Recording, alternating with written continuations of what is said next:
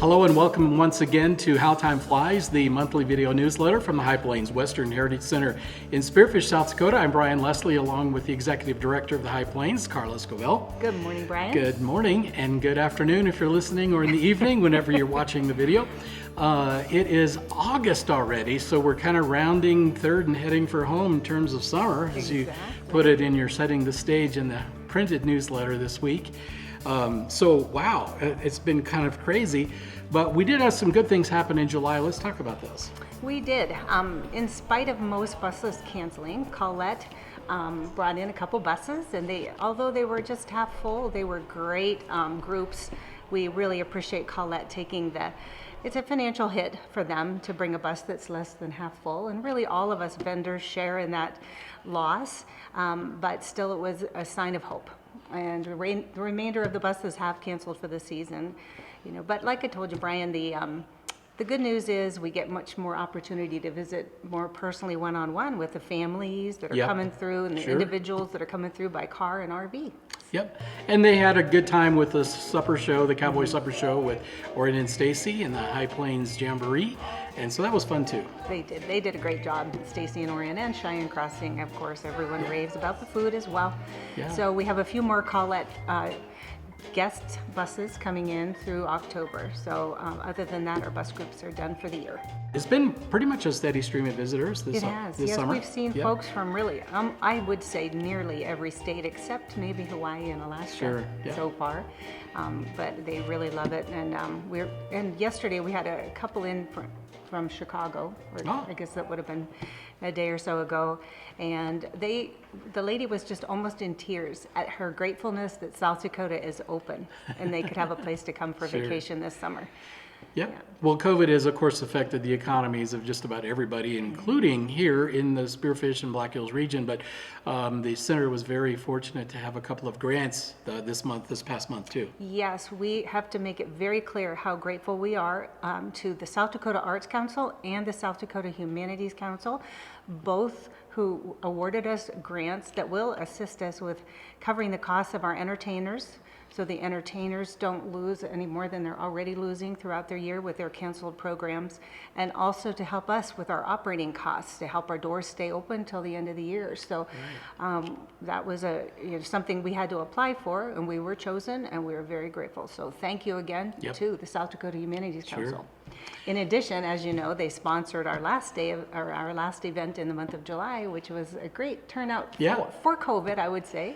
The Day of the American Cowboy, the South Dakota Arts Council, or Humanities Council, sponsored that event, and also approved, as we mentioned in prior newsletter, that they had approved our live event. I think we're one of the only ones they have allowed that they are sponsoring to go ahead and occur during the COVID season.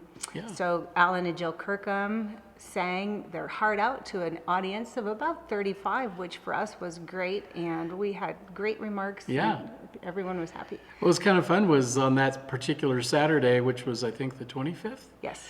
There were a lot of guests from different parts of the country here just visiting the museum, got to sit in on the show. Yes, that was kind of fun. Got a real taste of the South Dakota. And Alan and Jill did such a fabulous job telling the story of the history of traditional Western music, and Betty Olson was here with the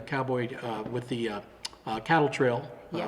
Organization too. Right, and which was a really good tie-in because Betty Olson, as in her former position as senator, was a sponsor of the legislation for South Dakota to become, to have established the Day of the American Cowboy in South Dakota. So she was here again to read that proclamation, and we also had special guests, the Leggett's, who Angela Leggett, which you will see a photo of them on our Facebook page, I believe. Yep.